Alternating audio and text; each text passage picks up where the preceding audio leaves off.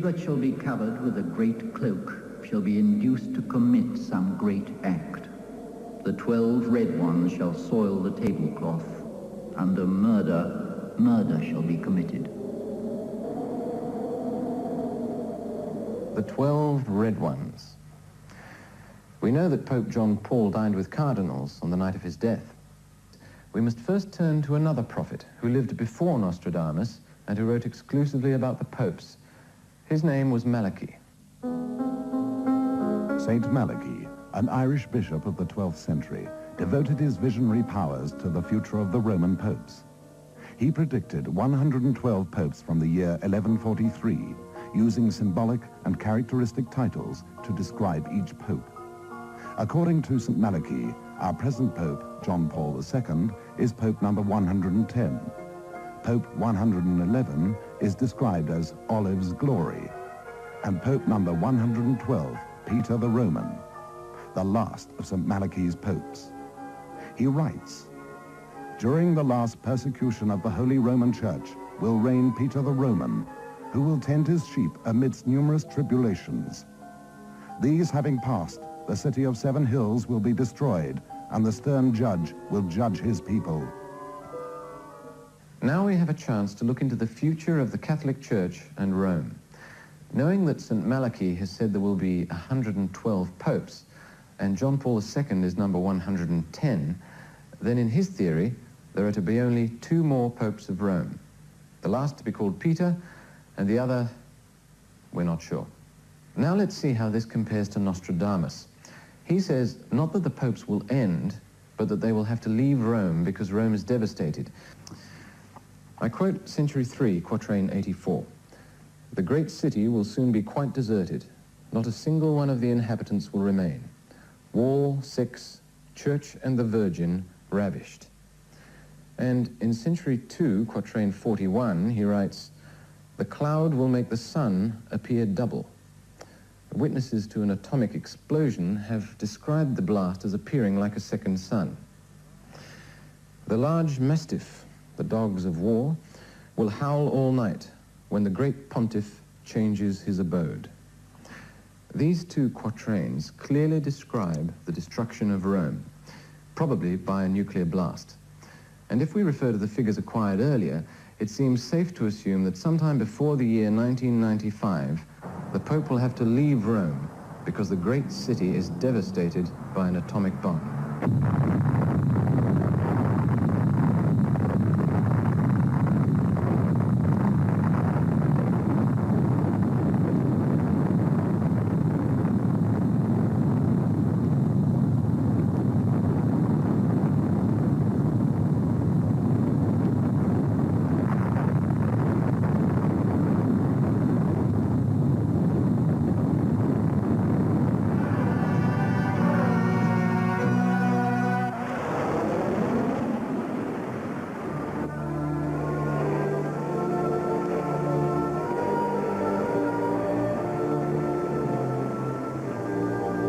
A new law will occupy a new land around Syria, Judea, and Palestine. Here, Nostradamus is referring to the creation of the Israeli state. But he goes much further than that.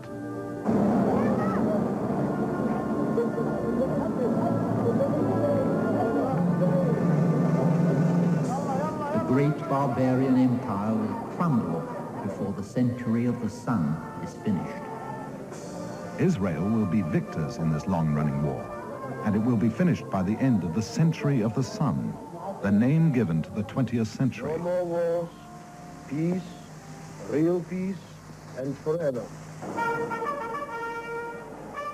Another striking quatrain relevant to our times. Rain, famine, war in Persia having not ceased, two greater faiths shall betray the monarch. Being ended there, it shall commence in France, a secret omen to one that he shall die. This is a startling prediction, giving outstanding detail of the war in Persia, the ancient name for Iran. But let us examine it carefully.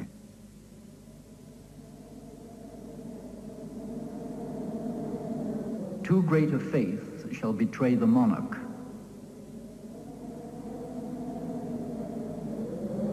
It shall commence in France.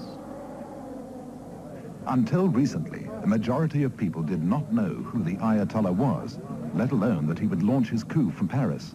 Yet Nostradamus, 400 years before, predicted it.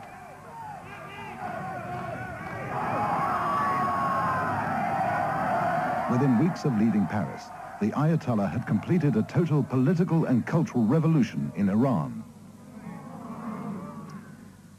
All too much? Let's pause a moment. This is the year 1979, and we've just examined 400 years of history in the light of the prophecies of Nostradamus. Now, we're dealing with the present and the future, which brings us to what, for us, is the essence of the mystery. How accurate is he? Can we dismiss this as just another fad, or is there some credibility? If we believe what he said about our past, then there's a fair chance that what he said about our future is true also. And if that's the case, then we must listen very carefully. For Nostradamus, as he said, provides us with a warning. He does give us this hope. We can change our destiny, but we must heed the warning and act accordingly. For if we ignore it, we may not be around to remember how accurate he was. So now, the future. What does Nostradamus tell us will happen? Essentially, the prediction is war. A third world war that will be nuclear and far worse than all other wars put together.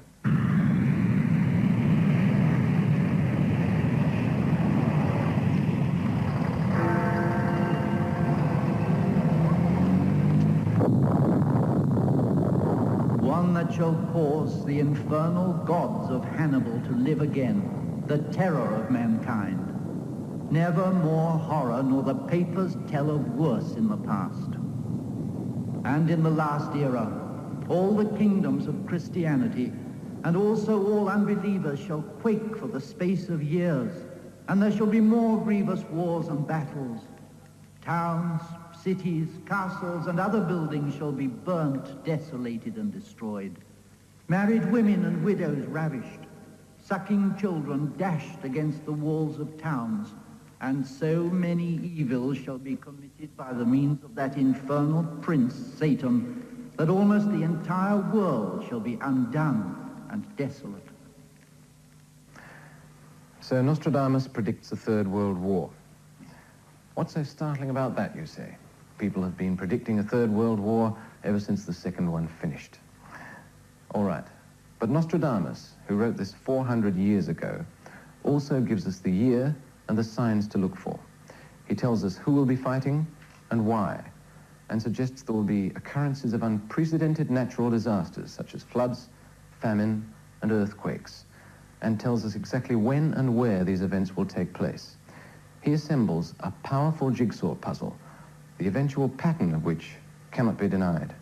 So let's take the pieces of that puzzle one by one. I might warn you that from now on the subject matter will not be very comfortable, but as the thinking creations of this universe, perhaps we have an obligation to protect it and consider any warnings to that end. Remember, these warnings are not the opinions of the producers of this program, but interpretations of Nostradamus based on facts available today. If we are to have a war, we must ask ourselves 5 questions. When? Where? Who will be fighting? How long will it last? And who will survive? First we ask when, and although there are several hints left by Nostradamus, there are 2 which are quite clear and must be considered side by side. One, it could be as early as 1981, and the other stating quite clearly that the war will be well underway by 1999. In the year 1999 and 7 months, from the sky will come the great king of terror. He will bring back to life the great king of the Mongols. Before and after, war reigns happily. Our second quatrain is unanimously understood as an Arab invasion of Europe, and the date, although obscure, can be determined by means of astrology. The king enters Europe wearing a blue turban. He will reign for less than a revolution of Saturn. The king with a white turban, his heart banished to Byzantium, Sun, Mars, and Mercury near Aquarius. These regular conjunctions can be predicted, and they do occur very regularly, but they don't occur frequently. And in the specific words of Nostradamus, it's already underway by 1999. That one quatrain suggests that it will be less than 29 years in duration, and also gives a hint of who will be fighting. For war, you must have aggression. Where will it come from? Russia? China? The West? In quatrain after quatrain, Nostradamus indicates that the trouble will come from the Middle East, specifically Iran, or, as it was called in his day, Persia. By fire and sword, not far from the Black Sea, they shall come from Persia to seize upon Trebizond. The kingdoms of the church will be overcome by the sea. Towards Persia, very near 1 million. Help provided too late, Persia will turn and invade Macedonia. France by neglect shall be assaulted by 5 sides. Tunis and Algiers shall be stirred by the Persians. There are too many references to ignore the suggestion that the Middle East will play a central role in the trouble to come. And yet, is this a realistic possibility? After all, Nostradamus was talking about a time which may be only 2 years away. Could Persia, or Iran as we know it, cause a third world war? To answer this, let's turn to what we know of Iran today and the revival of Islam throughout the world.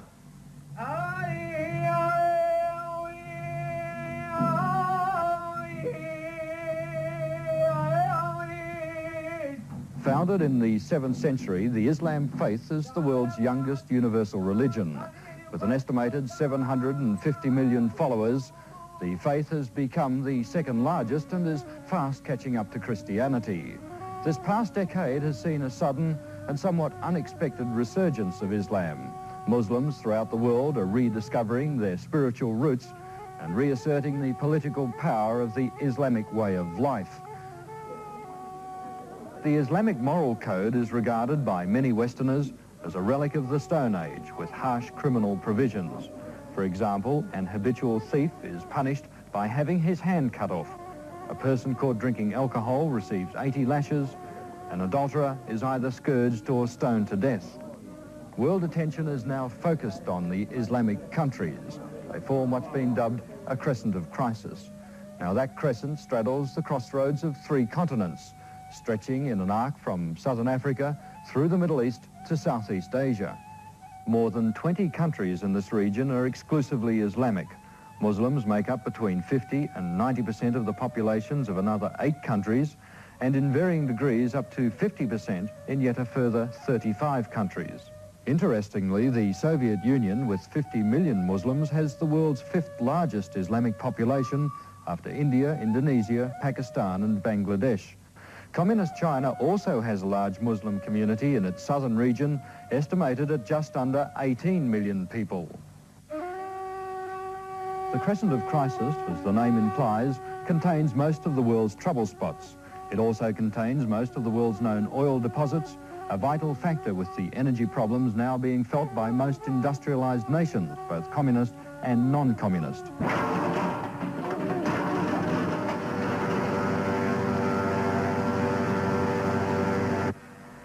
It's the importance of this factor that's given added impetus to the Islamic revival. The realization by Muslims that the major powers have become increasingly dependent on them for their very existence. The world's Muslims believe that they and their countries have been both economically and culturally suppressed by the superpowers, but that now, because of the world oil situation, they're finally able to reassert themselves. The question that still remains is how the superpowers will react to this continuing development of the Islamic faith. Out of the country of Greater Arabia shall be born a strong master of Mohammedan law, who shall vex Spain and conquer Granada, and by sea shall come to the Italian nation. Nations could pose a major threat politically and economically to world peace. They have the objective, they have the numbers. But do they have the technology to wage a nuclear war? We're fairly confident that none of the Muslim countries as yet possess any nuclear weapons. Dr. Donald Brennan, director of the Hudson Institute in New York, is advisor to the American government on international power play and nuclear armaments. The major threat that we're concerned with in security planning for the United States is and will remain for a long while to come the Soviet Union. The Soviets could undoubtedly inflame crises in many areas of the world that might lead to major wars. There are no other powers that are in prospect that would pose the kind of risk to Western security that the Soviet Union does. The Chinese were perceived to be more of a threat several years ago, but even when they were thought to be some kind of threat, no one thought of them as a primary threat, and it was not believed that they would be the primary threat for generations, probably. The possible threat from countries in the Middle East, whether Iran or the Arabic countries, is primarily an economic one in the near term, in that these countries control much of the world's supply of oil, and that can become an important security threat. Apart from that problem, because in part of the importance of oil, the Soviet Union is very active in becoming involved in the Middle East, and the Soviets might very well participate in some Middle Eastern crisis in some way that might very realistically lead to a war.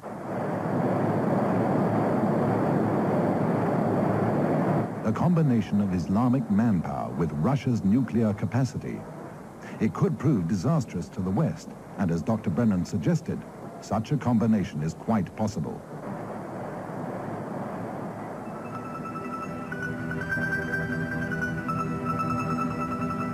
We know the Soviet Union has the 5th largest Muslim population in the world, yet another reason why the two countries could combine. Also, surprisingly, Nostradamus even indicates that there might be a change in southern Russia, involving a split and even a decline of communism. The Moorish law will be seen to fail, followed by another that is more pleasing. Boris Danes will be the first to give way, through gifts and tongues to another more appealing. This reference to Moorish law is intriguing because some 10 years before Nostradamus first began his writings, Sir Thomas More published his famous Utopia, the great formula for the perfect but imaginary state. Obviously, Nostradamus would be familiar with the work, but what is intriguing is that he should predict that the Utopia, More's law, would become the basis for a new and revolutionary system of government in the 20th century, communism. And further than that, to suggest that it will ultimately weaken and fail. Boris Danes will be the first to give way, through gifts and tongues to another more appealing. That could mean the end of communism. There is a reference to the river Borysthenes, which is the Dnieper in southern Russia. It says that Borysthenes will fail. That means Dnieper will fail first. Respectively, the southern Russia will fall first. Now, as we know, in southern Russia, there is a great influence of Islamic religion. And this may mean that to the people who live in southern Russia, the Islamic doctrine will prove more seductive than communism. The old will hold strong, then removed from the scene. Then all things common among friends put far behind. All things common among friends, the main theme of communism, so aptly described by Nostradamus, is to be put far behind. So, in answer to who, it's quite logical to suggest that the West and Christianity could be fighting a nuclear war against the Soviet Union and Islam, united as the Eastern power. And why do we imagine it will be a nuclear war? Leave, go forth out of Geneva all. Saturn of gold shall be changed into iron. The contrary of the positive ray shall exterminate all. The contrary of the positive which shall exterminate all. This could only be a reference to the chain reaction involved in nuclear fission, in which the balance of positive and negative particles of the atom are bombarded by additional neutrons. Uranium undergoes fission, which means the atoms divide into two, and in the process they give off neutrons, and these will cause other atoms to divide into two, and each time an atom divides into two fission products, as they are called, a lot of energy is released, and one can make the thing so that many atoms divide into two simultaneously to generate a great deal of energy suddenly. From hidden fires a great place burns with heat. Little rain, a hot wind, wars and rains. It increases the temperature of everything in that region, and of course they start to burn in the atmosphere. So it's the main devastation is the result of widespread fires, all taking place simultaneously. Before it happens, the heavens shall show signs. In the year that Saturn and Mars are equally fiery, the air is very dry, a long meteor. Nostradamus clearly suggests here that there will be signs in the sky and warnings, a long meteor.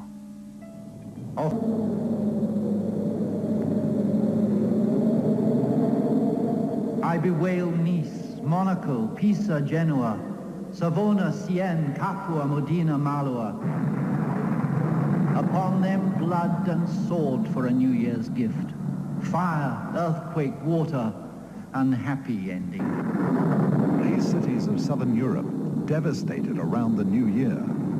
A definite warning for Europe. Not just confined to fire and water, but also earthquakes, a natural disaster which Nostradamus often says will take place in our immediate future. The earth shall so quake that it shall fall and ruin the great theatre. The earthquake shall be so great in the month of May, Saturn, Kuiper, Jupiter, Mercury and Taurus, Venus also, Cancer, Mars in zero. Then hail shall fall, bigger than an egg.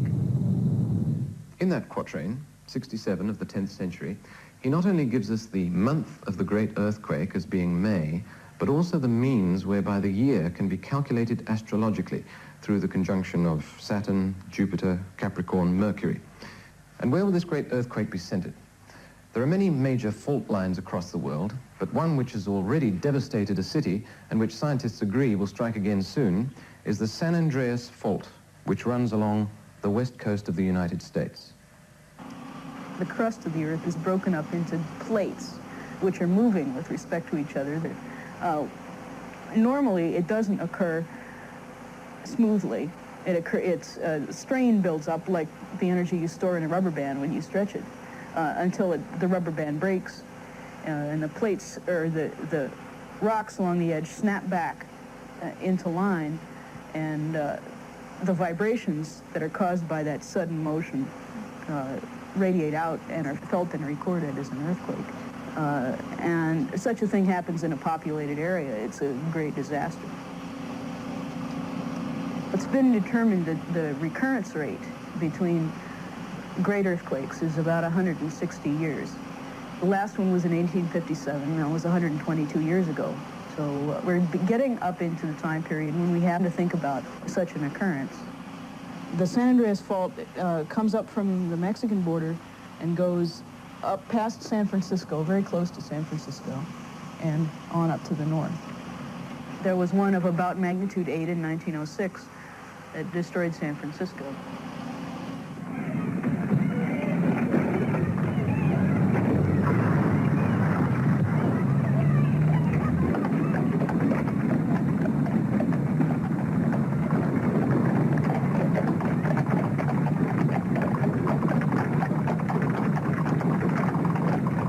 plates are still moving, and only a certain amount of strain can be held up there. It will happen again.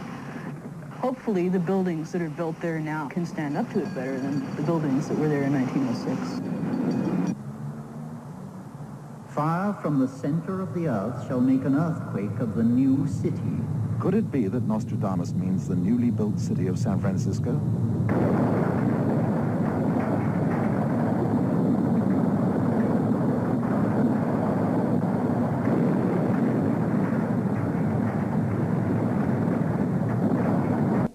And further to that devastation, there is famine.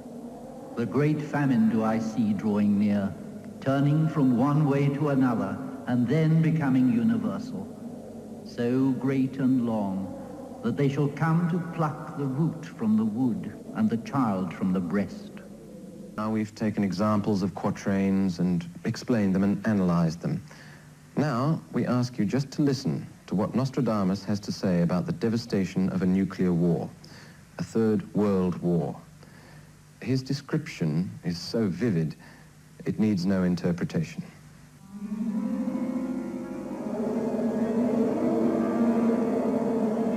The kingdom of Fez shall come to those of Europe. Fire and sword shall destroy their city.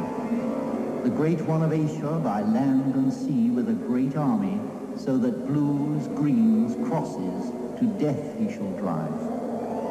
Tears, cries and wailing, howls and terror, an inhuman, cruel heart, black and cold. Lake Geneva, the islands, the main people of Genoa, blood pours, hunger for wheat, mercy to none.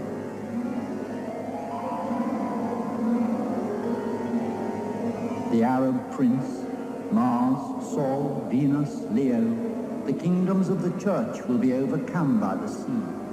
Towards Persia, very near 1 million. Turkey, Egypt, true serpent will invade. In the Danube and Rhine shall come to drink the great camel, and shall not repent. The Rhone shall tremble, and more those of Loire, and near the Alps the cock shall ruin him.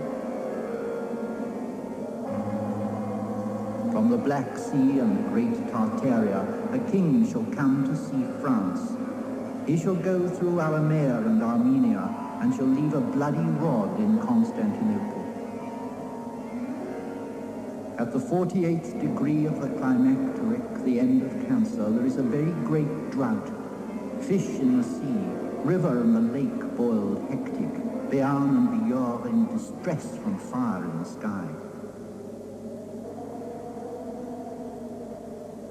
If France, you cross the Ligurian Sea, you will find yourself besieged among islands and sea. Mohammed against you, more so the Adriatic. You will gnaw the bones of horses and asses. The fleet is wrecked near the Adriatic Sea. The earth trembles, pushed into the air and falls again. Egypt trembles, Mahometan increase, and the herald is sent to call out for surrender. So the devastation spreads across Europe, and even into Egypt and Constantinople. But it does not stop there. The United States is also involved, as we can see from a quatrain which many experts agree refers to New York as the new city.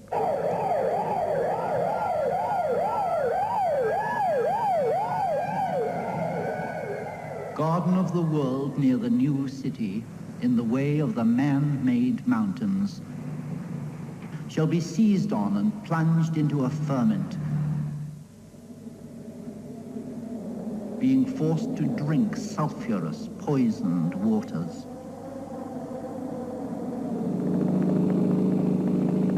The man-made mountains, an obvious description of modern skyscrapers. Further to that is the reference to the fire in the 45th degree latitude, which is very close to the position of New York City. The sky will burn at 45 degrees. Fire approaches the great new city. Immediately a huge scattered flame leaps up.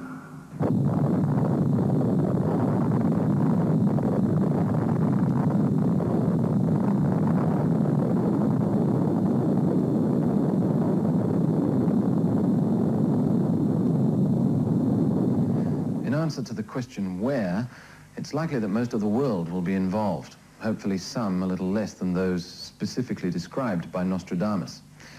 Which brings us to the question of who will survive. To answer this, we need to remember Hiroshima and try to comprehend the devastation of more than 20 years of nuclear holocaust. Obviously, many of us would have no chance whatsoever. But there is light at the end of the tunnel. Nostradamus does tell us the war will end and that the West will ultimately win due to an unexpected alliance, an alliance between the USA and Russia. Now, this may seem far-fetched, but let's examine the evidence given by Nostradamus. When those of the Arctic pole shall be united together, there shall be in the east great fear and trembling. One shall be newly elected that shall bear the brunt.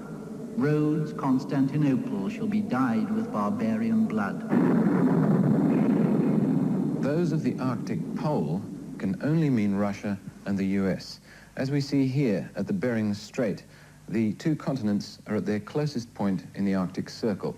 Alaska, part of the US, and Russia. And he goes on to say, in the east, great fear and trembling.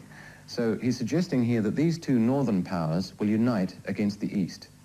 And there's a further quatrain to support this. One day the two great masters shall be friends. Their great powers shall be increased. So after many years of fighting, it seems that Russia herself may become uncertain, that there will be a division in the land. The south remaining with Islam due to the predominance of Muslim population, and the north joining with the US, those of the Arctic pole.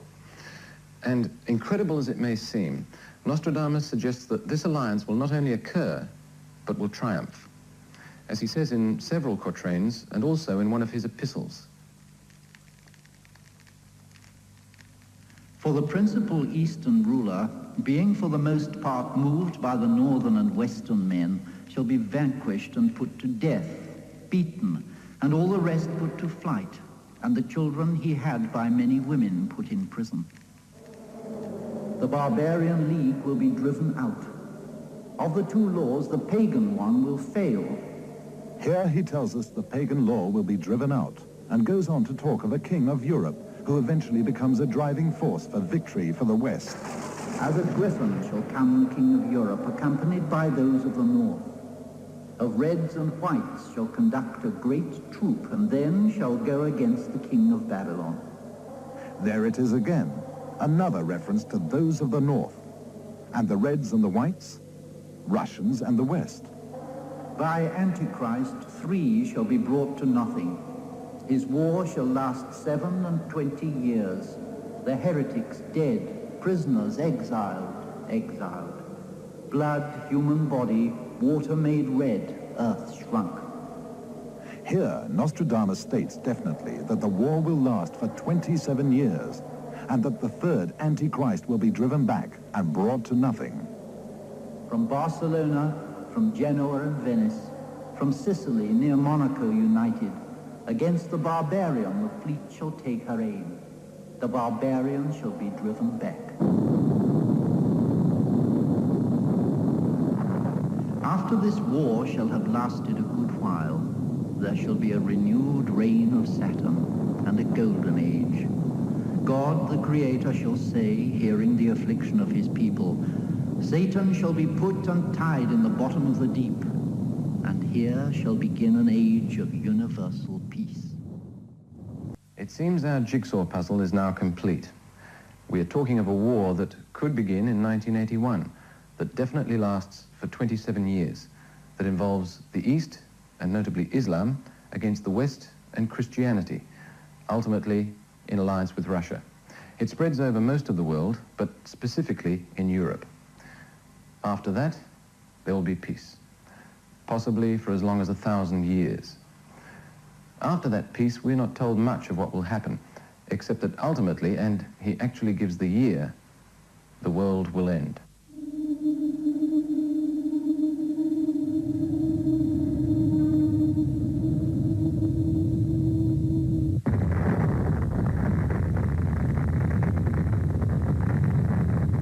The year 3797.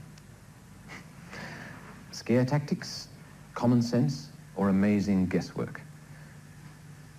Who knows? Nostradamus didn't tell us very much more. The climax of his predictions is also the climax of this program. We're at the crossroads. Our immediate future is the worst war man will ever know.